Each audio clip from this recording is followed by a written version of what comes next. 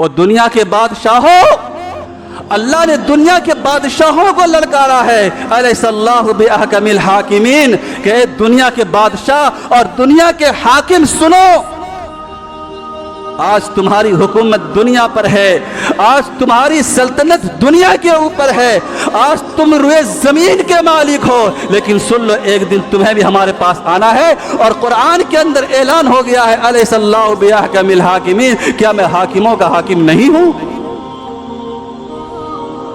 حدیث کے الفاظ ہیں جس کا ترجمہ ہے کہ وہ لوگوں کی نظر میں کتے اور خنزیر سے بھی زیادہ ذلیل اور خوار ہو جاتا ہے۔ ردائی فمن نازعنی واحد منہما فقد عذبته او کما قال علیہ الصلاۃ والسلام۔ درود شریف پڑھ لیجیے۔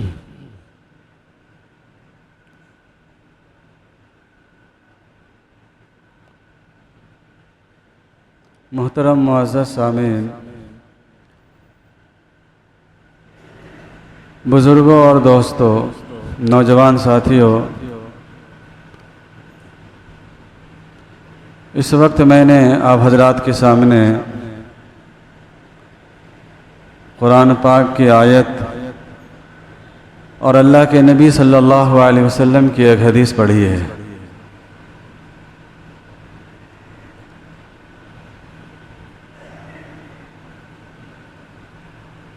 ایک باطنی بیماری کی طرف آپ حضرات کو متوجہ کرنا چاہتا ہوں۔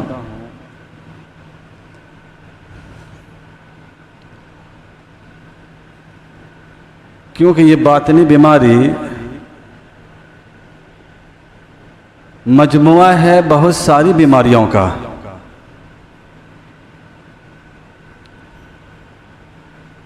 حالانکہ ایک معمولی چیز سمجھ میں آتی ہے، لیکن یہ ایسی بیماری اور یہ ایسا انسان کے لیے ناسور ہے کہ اس سے بڑے بڑے گناہ اور اس سے بڑی بڑی بیماریاں، باطنی بیماریاں سرزد ہو جاتی ہیں، اور دیکھتے دیکھتے انسان کی دنیا اور آخرت دونوں برباد ہو جاتی ہے۔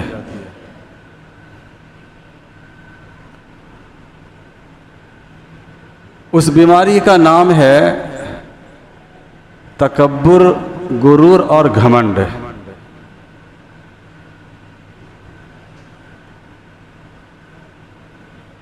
تکبر، غرور اور گھمنڈ یہ انسان کے اندر پائی جانے والی یہ باطنی بیماری ہے۔ باطنی بیماری میں اس لیے کہہ رہا ہوں کہ یہ ایسی بیماری نہیں ہے کہ جو ہمارے جسم کے اوپر نظر آ جائے۔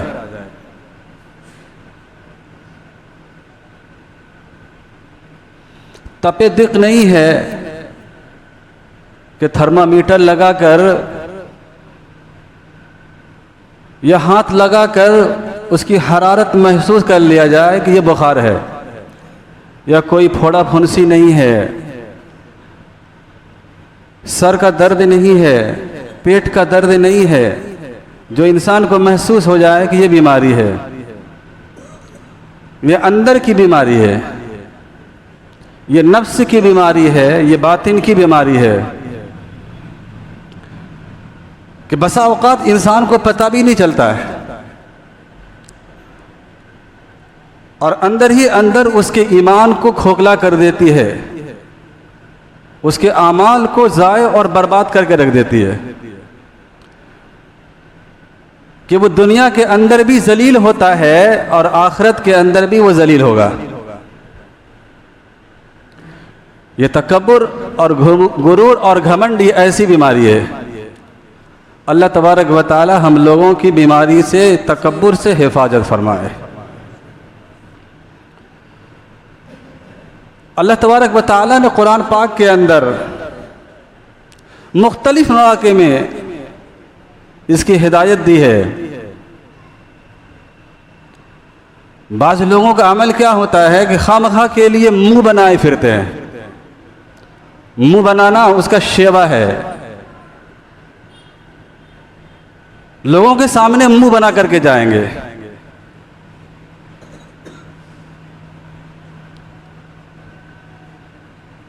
جبکہ اسلام کی تعلیم یہ ہے کہ لوگوں سے ملو خندہ پیشانی کے ساتھ.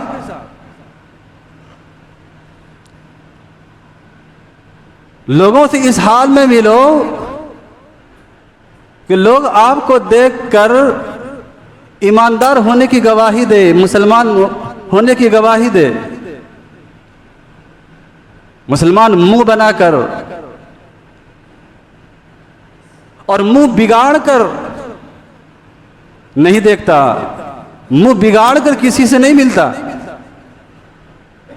اسلام کی خوبی اور ایمان کی شان یہ ہے کہ وہ خندہ پیشانی کے ساتھ ملاقات کرے.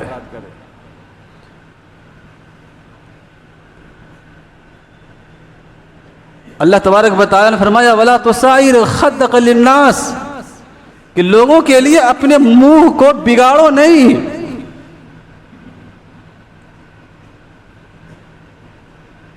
انسان کبھی کبھار جو ہے اپنے منہ کو جو بناتا ہے بگاڑتا ہے وہ اس لیے کہ سامنے والے کو وہ حقیر سمجھتا ہے اور اپنے آپ کو بڑا سمجھتا ہے کہ میں بڑا ہوں. یہ سامنے والا جو ہمارا مد مقابل ہے, جو سامنے ہے, وہ حقیر ہے, وہ ذلیل ہے. اللہ نے منع کیا کہ ایک مسلمان کی اور ایک اسلام کی یہ پہچان اور یہ شان نہیں ہونی چاہیے. آگے فرمایا وَلَا تَمْشِ فِي الْأَرْضِ مَرَحًا زمین پر اکڑ کر نہ چل. خواہ کے لیے زمین پر اکڑ کر چل رہا ہے. تمہارے اکڑ کر چلنے سے زمین کا کیا ہو جائے گا؟ ایک جگہ قرآن پاک کے اندر اللہ نے فرمایا وَلَن تَخْرِقَ الْأَرْضَ وَلَن تَبْلُغَ الْجِبَالَ طُولًا کہ تمہارے زمین پر اکڑ کر چلنے سے تم زمین کو پھاڑ نہیں سکتے. کہ تم زمین پر اس لیے اکڑ کر چل رہے ہو کہ زمین پھٹ جائے گی. اللہ نے فرمایا کہ ایسا نہیں ہو سکتا. زمین اللہ کی ہے, اس زمین کو تم پھاڑ نہیں سکتے. اور سینہ تان کر چلنے سے وَلَن تَبْلُغَ الْجِبَالَ طُولًا کہ تمہارے سینہ تان کر چلنے سے, تمہارے غرور اور تکبر کے انداز میں چلنے سے تم پہاڑ کی اونچائی کو نہیں پہنچ سکتے.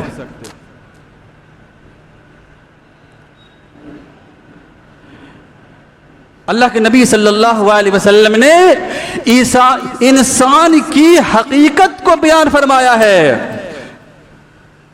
کہ اے حضرت انسان تمہاری کیا حقیقت ہے.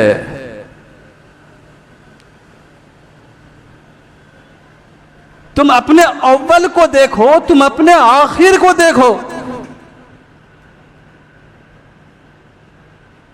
یا ایھا الانسان ما غرک بربک الکریم کہ اے انسان اس رب کریم کی طرف سے کس چیز نے تمہیں دھوکے میں ڈال رکھا ہے. انسان کی ابتدا کیا ہے؟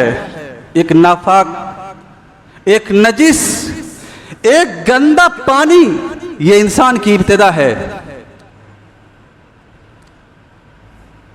اور آخر اس انسان کی انتہا کیا ہے, آخری کیا ہے؟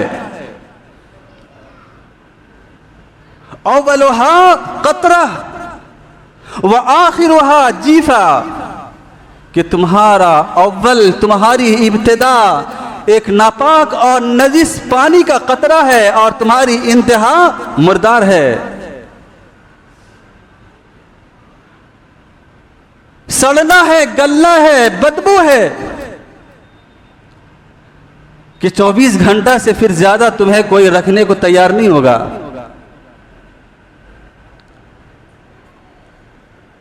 کہ سڑنے اور گلنے سے پہلے تمہیں گھر سے نکالے گا، جس گھر کو تم نے لاکھوں کروڑوں اور اربوں روپے خرچ کر کے جو بلڈنگ تم نے تیار کر رکھی ہے، جس کے اوپر تمہارا اکڑ ہے اور غرور اور گھمنڈ جس بنیاد کے اوپر ہے، وہ گھر والے تمہیں اس گھر سے نکال دیں گے۔ اے انسان تم اپنی ابتدا کو بھی یاد کرو، اے انسان تم اپنی انتہا کو بھی یاد کرو، درمیان کا جو مسئلہ ہے یہ اپنے آپ حل ہو جائے گا۔ آج ہم نے ابتدا کو بھی بھلایا ہے، اور بالآخر جو ہماری انتہا ہے، جو ہمارا آخری مرحلہ ہے، جو ہمارے ساتھ ہونے والا ہے، میرے محترم بزرگو دوستو، ہم نے اسے بھی فراموش کر دیا۔ بعض حضرات کو غرور اور گھمنڈ ہوتا ہے اپنے اعلیٰ نسب ہونے پر، خاندانی غرور ہوتا ہے، اس کو خاندان کے اوپر گھمنڈ ہے، تکبر ہے۔ بعض کو عہدے کا غرور اور گھمنڈ ہوتا ہے۔ میرے محترم بزرگوں اور دوستو، بعض کو روپے اور پیسے کا غرور اور گھمنڈ ہوتا ہے، بعض کو طاقت کا اور جوانی کا غرور اور گھمنڈ ہوتا ہے۔ یہ اسباب غرور اور اسباب تکبر جتنے بھی ہیں میرے محترم بزرگوں اور دوستو، بالآخر ایک دن ختم ہو جانا ہے۔ جوانی وہ بھی ختم ہو جائے گی، روپے اور پیسے، سیم و زر، چاندی اور سونا، یہ ساری کی ساری چیزیں میرے محترم دوستو یہ ایک دن ختم ہو جائے گی، یا وہ ختم ہو جائے گی یا پھر ہم ختم ہو جائیں گے اور دوسروں کے پاس یہ منتقل ہو جائے گا۔ پھر غرور کس بات کا، پھر گھمنڈ کس بات کا ہے، پھر تکبر کس بات کے اوپر ہے؟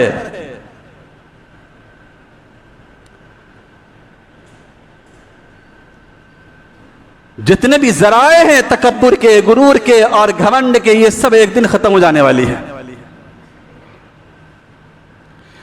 حدیث پاک کے اندر اللہ کے نبی صلی اللہ علیہ وسلم کا ارشاد ہے کہ اللہ تبارک و تعالی نے ارشاد فرمایا، یعنی حدیث قدسی ہے کہ اللہ کا خود فرمان ہے، العز ازاری والکبریا والکبر ردائی، کہ غلبہ اور عزت اللہ نے فرمایا کہ یہ میرا ازار ہے، والکبر ردائی، اور کبریائی اور تکبر یہ میری چادر ہے۔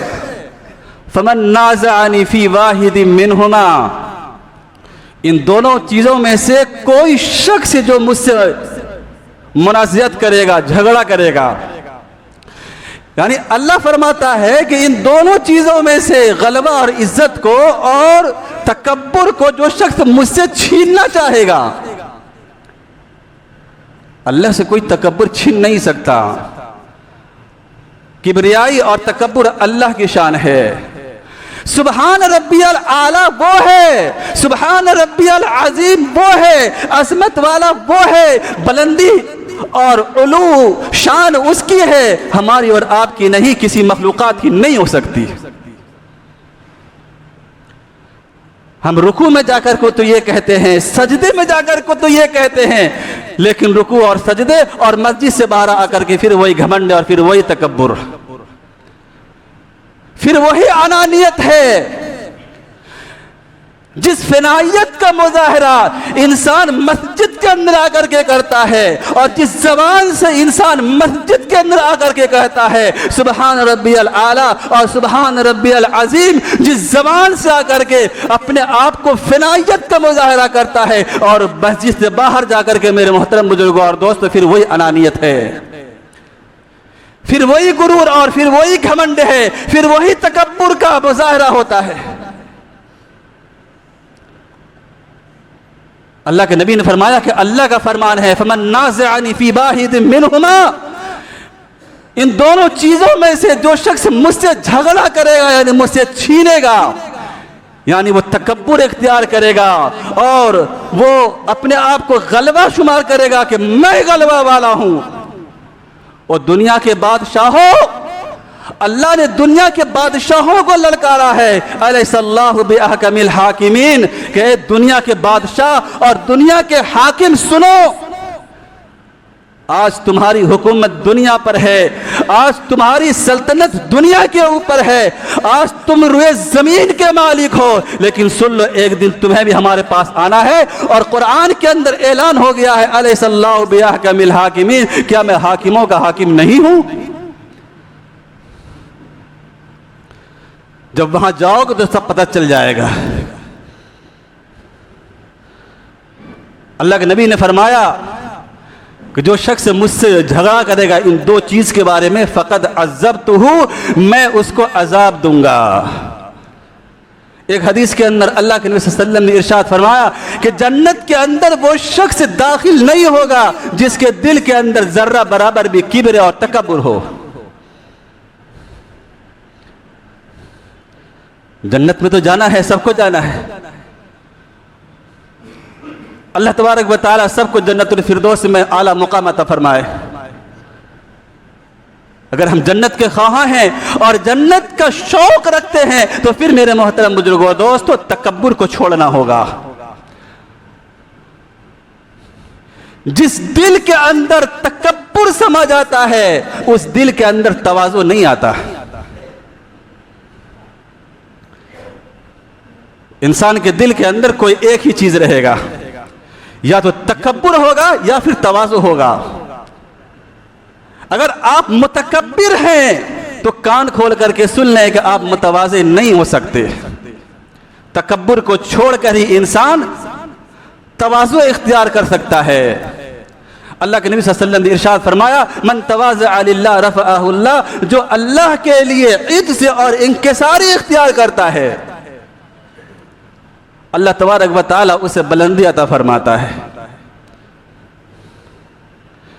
کہ وہ لوگوں کی نگاہ کے اندر تو وہ چھوٹا ہوتا ہے،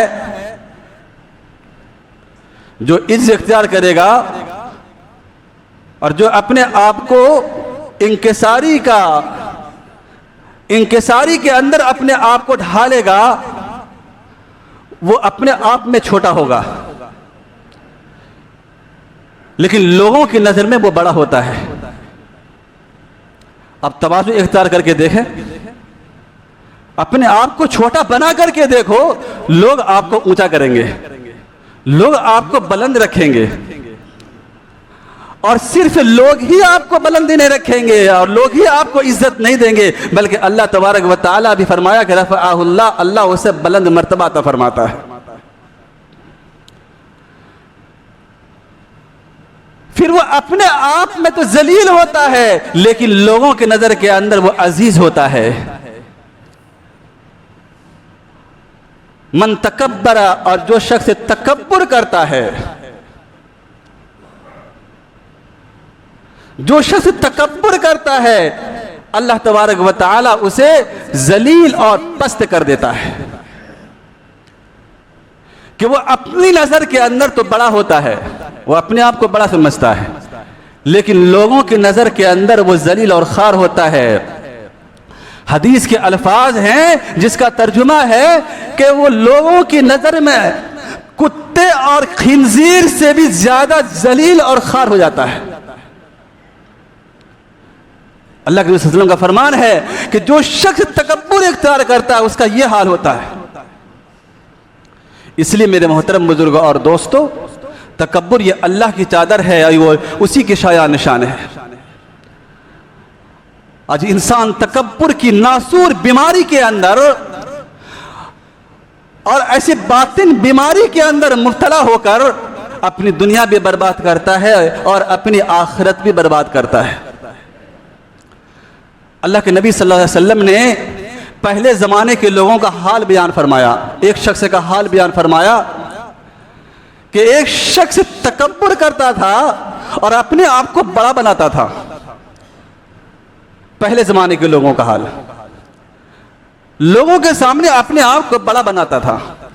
اللہ تبارک و تعالی نے اسے زمین کے اندر دھسا دیا، اور حدیث کے الفاظ ہیں کہ قیامت تک وہ زمین کے اندر دھستا جائے گا، قیامت تک وہ زمین کے اندر دھس رہا ہے۔ इसलिए मेरे मोहतरम बुजुर्गों और दोस्तों, इंसान के पास जो चीज़ें हैं, खा वो हसब और नसब की शक्ल में हो, ख़ानदान की शक्ल में हो, माल और दौलत की शक्ल में हो, कोठी और बंगले की शक्ल में हो, सीमो ज़र की शक्ल में हो, खा किसी भी शक्ल के अंदर हो, जो असबाब तकब्बुर है, ये मेरे मोहतरम